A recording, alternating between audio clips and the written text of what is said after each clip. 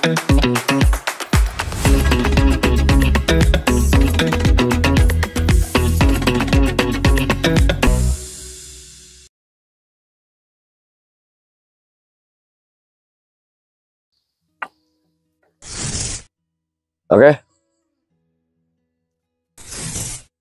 Assalamualaikum warahmatullahi wabarakatuh. Pemirsa, pagi ini di pertengahan bulan Desember, saya camping bareng keluarga. Ternyata pagi ini cukup dingin, sampai-sampai saya sholat subuh agak siang ya. Karena dari hutan nggak ada dengar adzan dan terlena dengan dingin. Tapi kita tidak sampai keluar dari waktu sholat subuh. Tapi sedingin apapun, ya sholat subuh atau apapun tetap harus dilakukan. Makanya pagi ini saya, dalam bahasa Sunda masih deang. Ini sisa tadi malam. Saya tuh di sini anak nih, ya. Jadi berceceran, saya sendiri di atas. Terus anak saya yang sulung di sana tuh. Nah, ada juga yang di mobil. Pemirsa, pada episode awal tentang rencana saya akan mengurai arti atau makna dari bacaan sholat. Yang sebelumnya saya berbincang mengenai usolli, yakni niat. Yang niat ini dibahasakan dengan usolli. Nawaitu niat, diurai ya. Nawaitu usolli. Jadi sholat ada hukum sholat, ada jenis sholat, ada cara sholat. Ini ada yang teriak-teriak ya. Namanya juga sama keluarga. Kemudian ada salah satu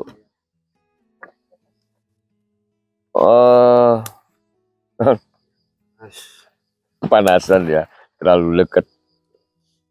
Dan ini duduklah kau sini. Nah ini saya kedatangan santri cakep. Cakep apa cukup sih? Cukup cakep. Ah, cukup cakep. Waduh, bukit bayar begitu tinggi. Ini dalam Al-Quran disebutkan bahwa sholat itu dipardukan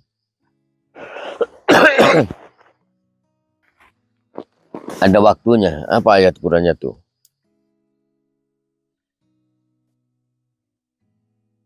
Parodo. Wah, ini lupa lagi itu. Itu ada di Masjid Miftahul Huda di lupa lagi ya. Jadi kalau santri kan masih belajar ya. Mending kalau lupa.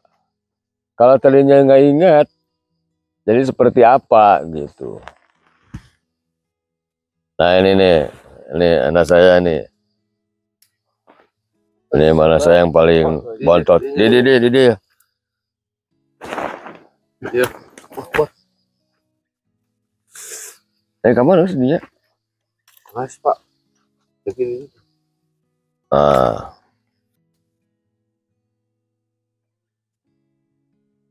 Aduh, boleh bakar-bakar. Belum suluh. Kemana suki-suki ke? Pada Jaroh. Kemana? Banten. Wih. Sekarang rombongan. Hah? Asep Cikandri, Kang Haji Nunu. Ke Banten. Nah, Kemana deh? Banten Lumpur. Nah, ini khusus ya Banten. Seberapa orang? Hah? Seberapa orang? Tuh, bos. Pada kadia wong ieu lah sing ieu sa Sarua. Ah, di Ya. ulah jauh tuh enggak belah dia. yang usep kadia kamari. Calik. Malam ya dari Banten teras. Di Oh. mana pangan lu? Ah, nun tuh. Nunnya, wah. Ini ya. Ya nu si bungsu teh ya. Oh, nu video ya. Ah, tuh Mang. Yo, mau. Ini pemirsa Sinyalnya awon. santri ini nih. Udah, dia harus jawab. Saya pikir baru ngambil Quran malah manggil apa? Jadinya apa bacaannya sih? Ada Quran di HP sekarang. Oh gitu. Jadi untuk menguatkan ya lebih kuat. Coba baca. Surat apa tuh? Jadi bahwa sholat itu yang perintahkannya langsung Al-Quranul Karim ya.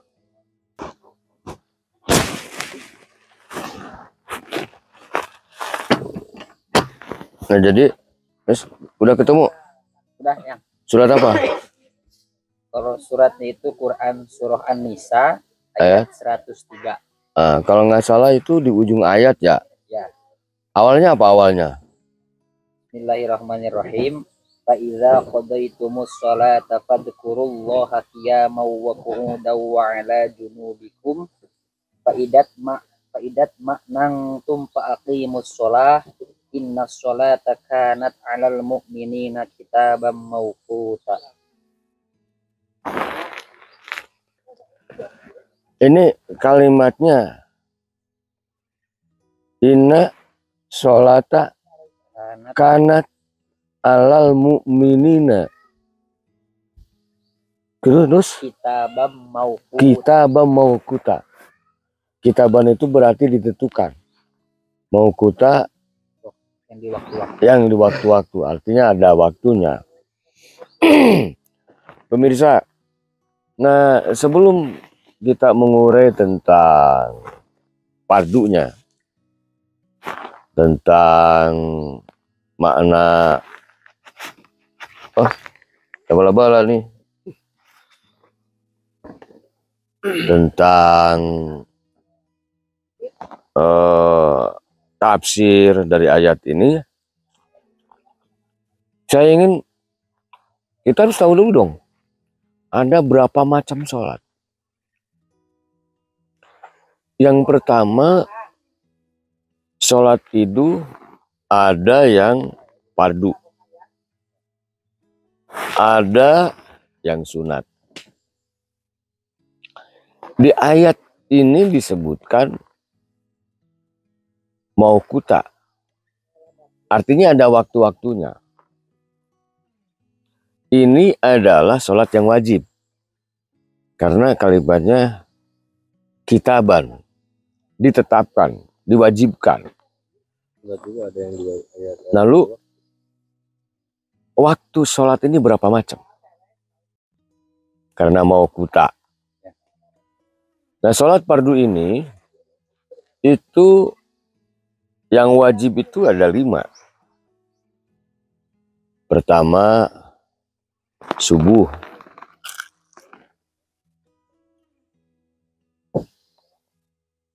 Yang kedua, duhur. Yang ketiga, asar. Keempat, isya. Dan kelima,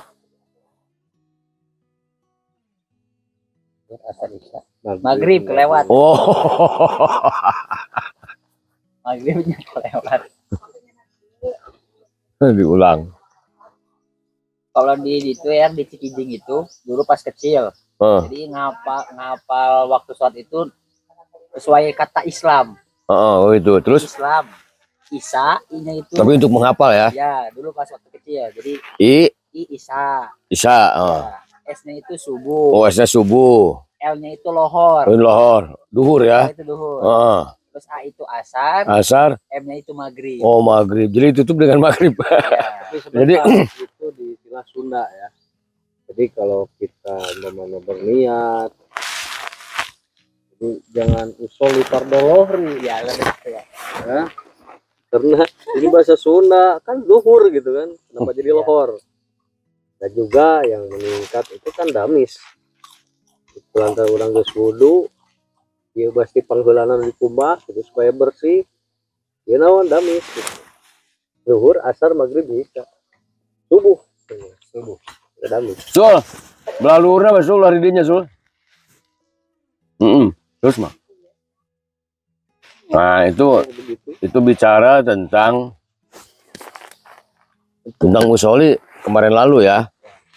Kita ini macam-macam sholatnya ini. Jadi yang fardu itu ada 5. Ini jeli juga ya, disingkat Islam. I-nya Isya, S-nya subuh, L-nya lohor, yakni duhur ya. Orang Sunda bilangnya lohor. Terus A-nya asar, M-nya lagi maghrib. Itu untuk menghafal, jangan ngapalkan ya. Kalau sunat banyak sekali. Tapi sunat juga sama, ada waktunya. Ada juga sholat yang tanpa mengenal waktu. Ada lagi sholat yang justru ada satu waktu yang justru nggak boleh sholat. Kalau kita lihat betul-betul mokuta itu betul-betul. Sebelum subuh itu ada sholat tahajud. Tahajud ini sunat.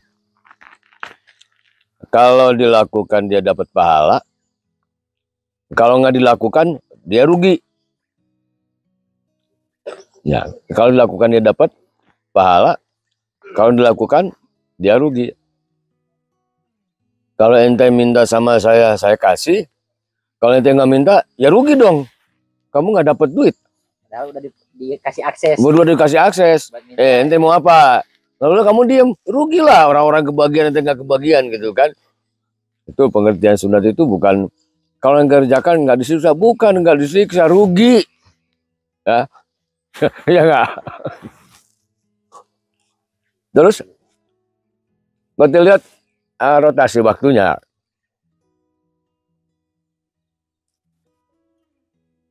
Ada lagi kalau waktunya panjang, ada sholat subuh. Sebelum sholat subuh masih ada sholat sunat lagi.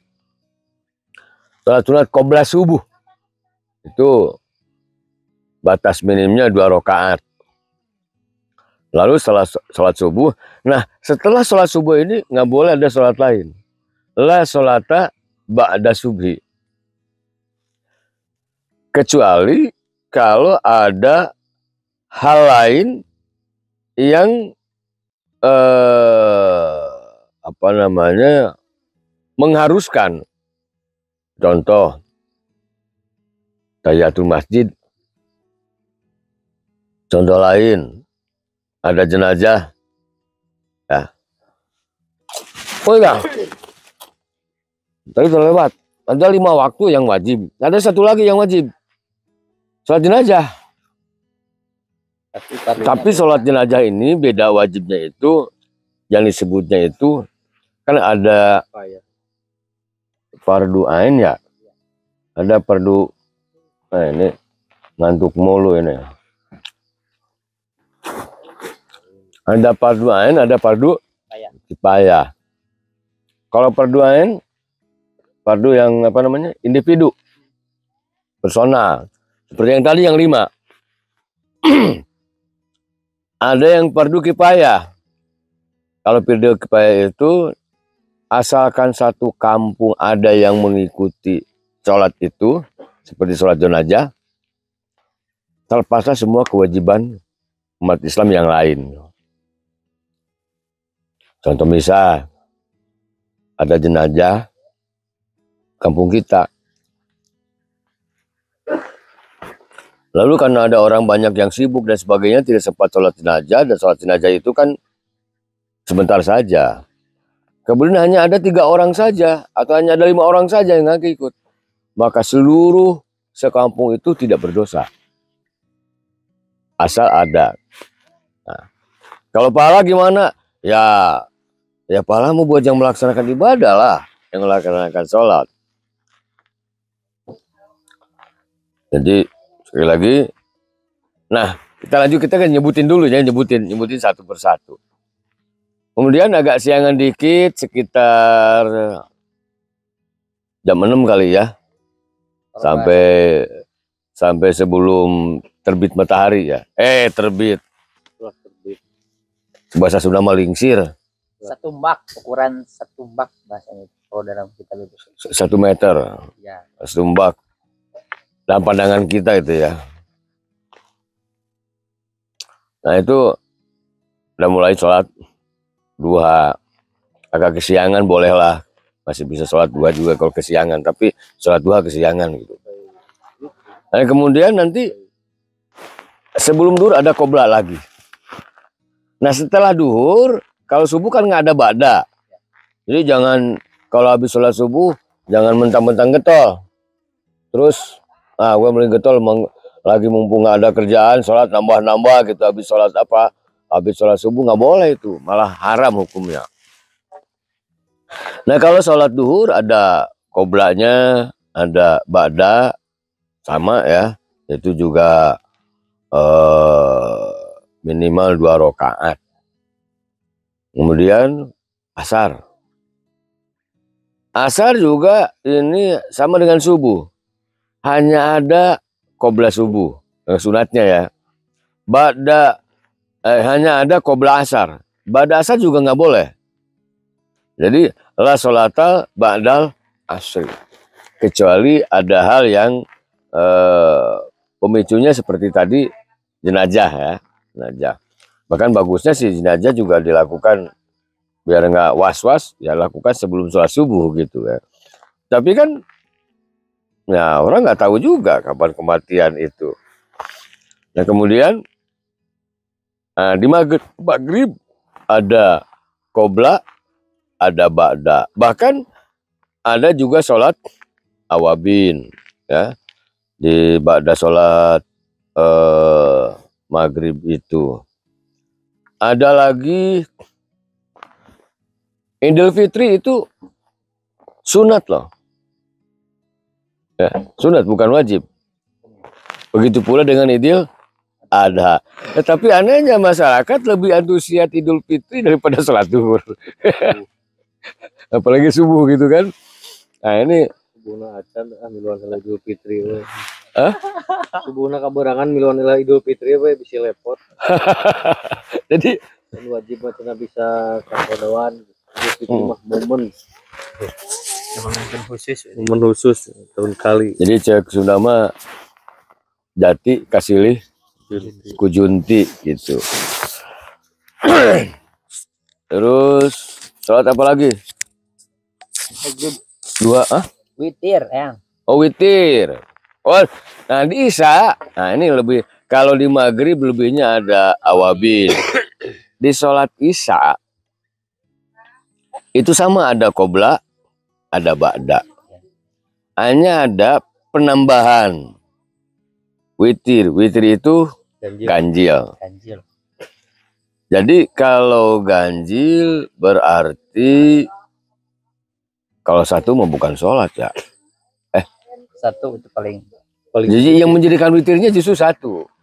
Tapi kalau satu saja nggak bisa. Jadi minimalnya ada 3 rakaat. Itu dilakukan ba'da Isya sampai sholat fajar ya. Ada orang bilang biasanya kalau bulan Ramadan itu suka disebut Qiyamul Lail gitu. Ya ngomong, tapi kan lumayan nih sarapan.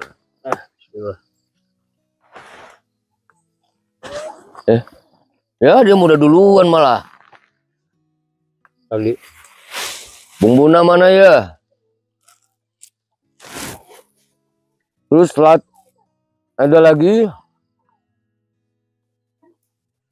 sholat sama gaha. Gerhana. Bahasa Arabnya sholat apa tuh? Khusyuk. Khusyuk dan Kusuk. Khusyuk dan khusyuk. Gerhana itu ada dua. Ada gerhana matahari disebut kusuf. Ada gerhana bulan disebut khusuf. Nah, nanti kita urai kaifiah satu persatunya. Terus apalagi ada lagi sholat hajat. Sholat hajat itu kalau kita ada keperluan lalu minta kepada Allah Subhanahu wa taala untuk dikabulkan. Itu sholat hajat. Kalau sholat hajat barangkali nggak ada, tidak mau kuta. Paling waktunya itu waktu ada keperluan mepet. Nah, ada. Tapi sebetulnya nggak mepet Ya. juga nggak apa-apa. Terus tentu saja juga tidak dilakukan ba'da subuh sama ba'da asar. Karena itu tidak boleh melakukan sholat ba'da subuh sama ba'da asar. Apalagi sholat itu barusan. Mutlak. Istikharah. Oh, sholat istihoroh juga ada. Wih, ada bumbunya. Sholat tasbih ini yang Ada lagi sholat tasbih. Nah ini di sholat tasbih itu sebetulnya juga nggak ada waktu. Ya. Hanya saja kebiasaan Indonesia ini sholat tasbih itu biasa dilakukan menjelang nisfu Sa'ban. Lalu karena sangat populernya ada orang bilang sholat nisfu Sa'ban. Nggak ada sholat nisfu Sa'ban. bid'ah itu. Ya, hanya saja di nisfu Sa'ban seringkali dilakukan sholat tasbih ini. Gitu. Bid'ah jadi Terus sholat apa lagi? Mutlak. Sholat safar. itu maaf dari sholat tasbih ini, tapi saya juga perlu mencari yang belum tahu nih. Sholat tasbih itu kan bukan sholat nisfu Sa'ban, tetapi karena itu adalah sebuah momen yang tepat untuk bersama masyarakat saling mengingatkan juga tentang setelah pencatatan amal. Juga karena memang sholat tasbih ini tidak diberikan waktu khusus dalam arti kapanpun boleh, tapi ada keterangan salah seorang muslim yang dalam 1 tahun saja tidak melaksanakan sholat tasbih, dia itu hidupnya makruh. Itu tolong dicari ya. Jadi masa setahun kita nggak pernah satu kali pun. Ya. Makanya para ulama mengumpulkan masyarakat kayaknya itu pas di momen apa, di momen nisfu Sa'ban. Sampai-sampai ada yang mengatakan bahwa itu adalah sholat nisfu Sa'ban, padahal bukan gitu kan. Gitu. Jadi Seperti itu. lagi ya kalau kita kan kayak macam pertama kali ada air mineral dalam kemasan namanya aqua, disebut aqua aja semua, jadi Ya. air aqua gitu kan. Ya karena mungkin di Indonesia ini mulai populernya seperti itu, maka disebut sholat nisfu Sa'ban, nggak ada gitu kan kalau sholat nisfu Sa'ban. Terus ada lagi sholat safar. Sholat safar. Ya. Sebetulnya kalau kita akan bepergian itu apel dulu kepada Allah. Apel kepada Allah, minta diselamatkan, minta ada bekal dalam perjalanan. Nah itu ada sholat apa? Tapi lagi-lagi ini sholat safar itu hanya kalau ada ibadah haji aja baru pada rame-rame sholat apa? Safar. Hampir-hampir sholat safar saat ini bagian dari ibadah haji ya. Padahal atau umroh gitu. Padahal tanpa haji dan tanpa umroh pun ya sholat safar, kalau kita akan perjalanan baiknya sholat safar dulu gitu. Terus apa lagi belum kesebut nih? Awabin sudah. Hah? Sholat istihoroh. Sholat istihoroh sholat apaan? Menentukan kebingungan, mencari Nggak menentukan kebingungan, supaya lebih bingung gitu. Ini menentukan kebingungan maksudnya. Biar nggak bingung. Ya kayak milih jodoh, apa ini apa Tina gitu kan. Ini ditimbang-timbang itu kok sama gitu, sama-sama 20 kg umpamanya gitu. Jadi kita minta kepada Allah Subhanahu wa taala mana yang lebih baik bagi kita. Itu kalau dalam istikharah salah satunya jodoh ya. Sebetulnya istikharah juga bukan hanya jodoh saja. Ini gara-gara santri ini kayak gini nih. Karena santri yang susah jodoh, bingung gitu. Jadi kayaknya karena juga ada lagu itu ya. Hah? Ada lagu juga karena Nasyid. Apa tuh lagunya? Istikharah cinta. Oh. Jadi, mungkin apa namanya pemikiran masyarakat itu Justru itu kebawa. aplikasian daripada apa yang sering menjadi sebuah lagu ya. Waladina wa umana kuma tadina jeung kumana. Jadi gara-gara ada istikharah cinta gitu ya. Seakan-akan istikharah itu hanya buat cinta doang. Padahal ketika kita juga bingung, ini bisnis apaan ya? Apa gue ini dagang tape, apa dagang atau dagang cilok gitu. Itu juga bisa kita mintakan kepada Allah Subhanahu wa taala, minta yang terbaik gitu. Nah, di sini pun itu salat apa lagi nih setelah istikharah udah sebut. Harus ada khusus atau apa tuh membahas tentang harus ada yang khusus nanti istikharah itu. Ini Soalnya nanti sambil jalan ya kita mungkin episode berikutnya akan kita bincangkan apa yang disebut sholat duhur. Wah ini kalau kita akan ngomong bacaan sholat ya, tapi sholatnya dulu juga. Sholat ini ternyata lega sekali ya di urainya.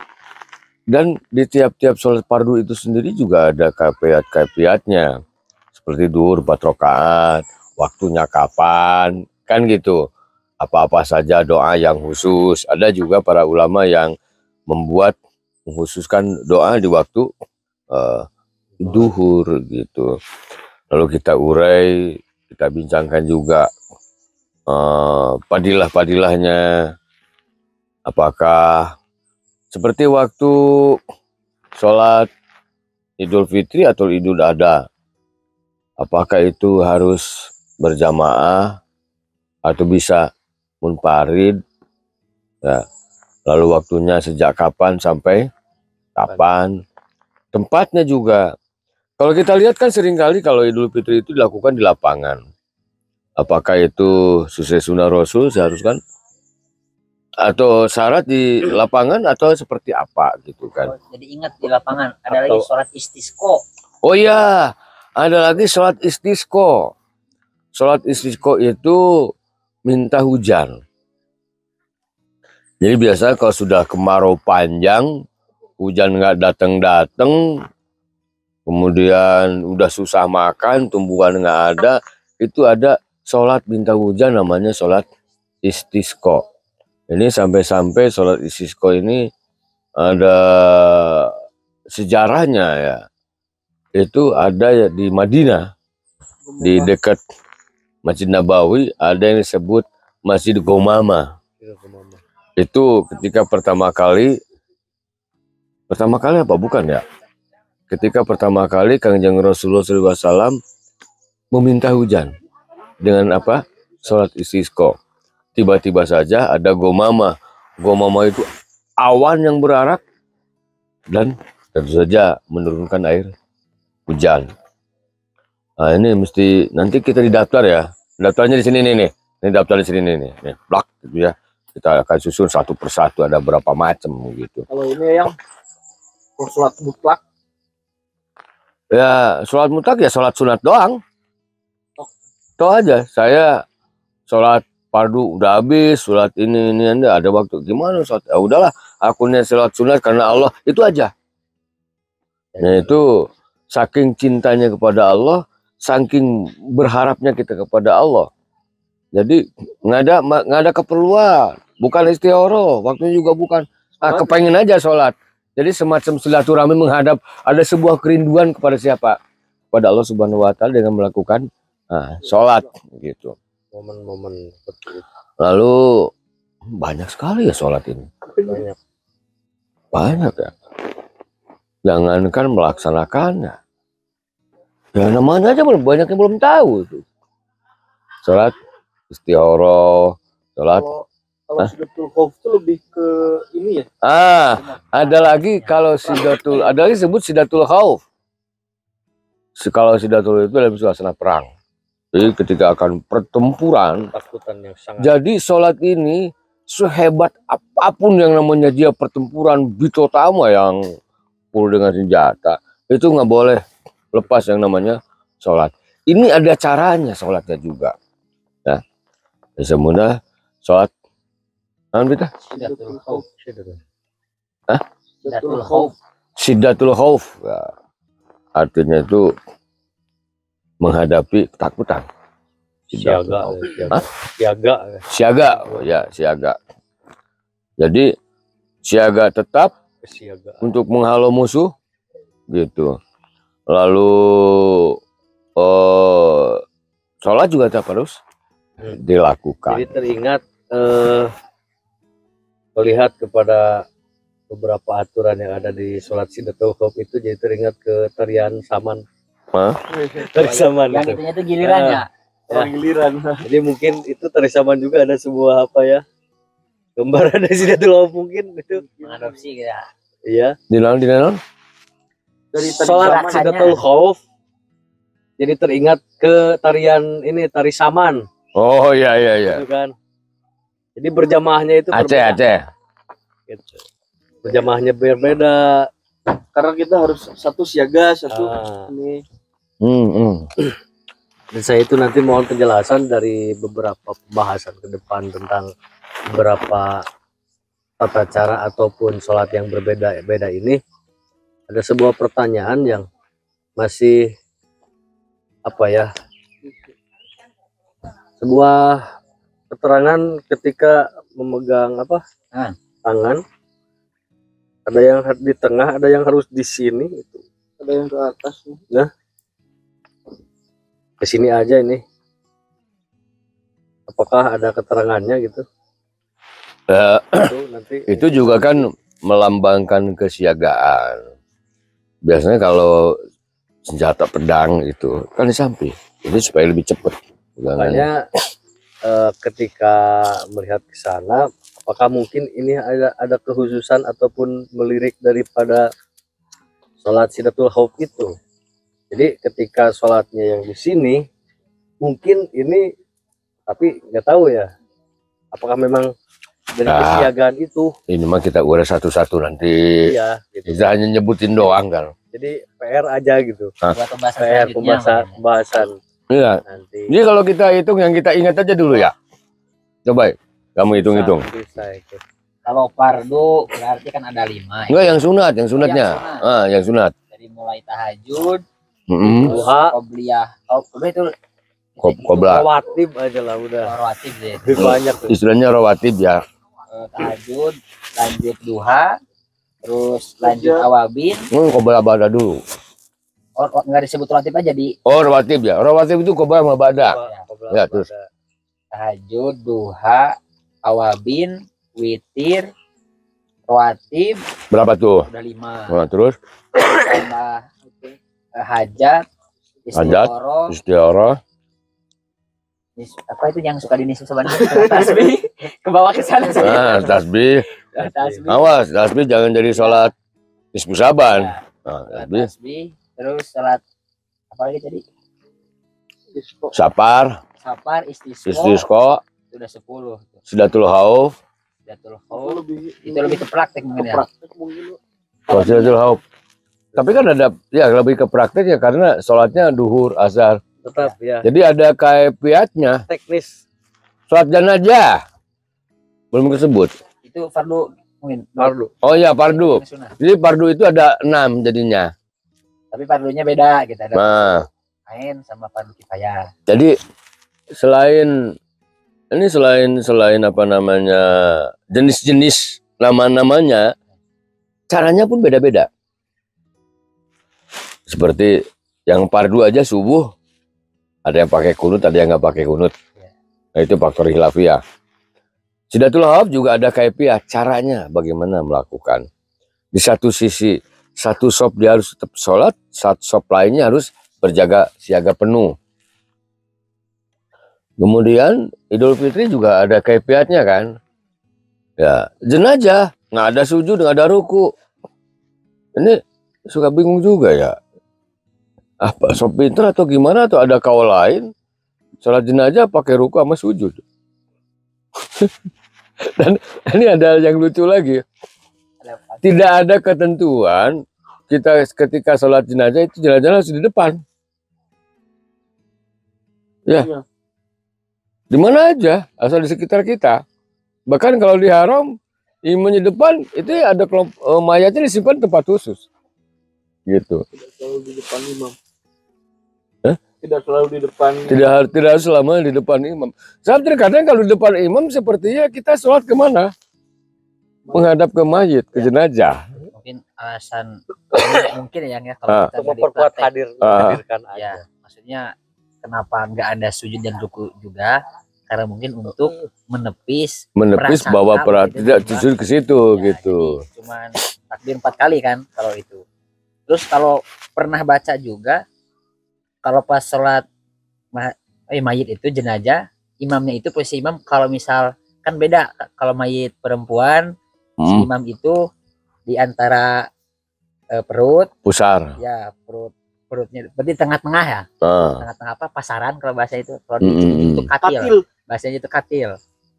Katil kalau pas jenazahnya laki-laki pas kepala gitu, kalau nggak ketuker gitu. Jadi ada posisi khusus tergantung.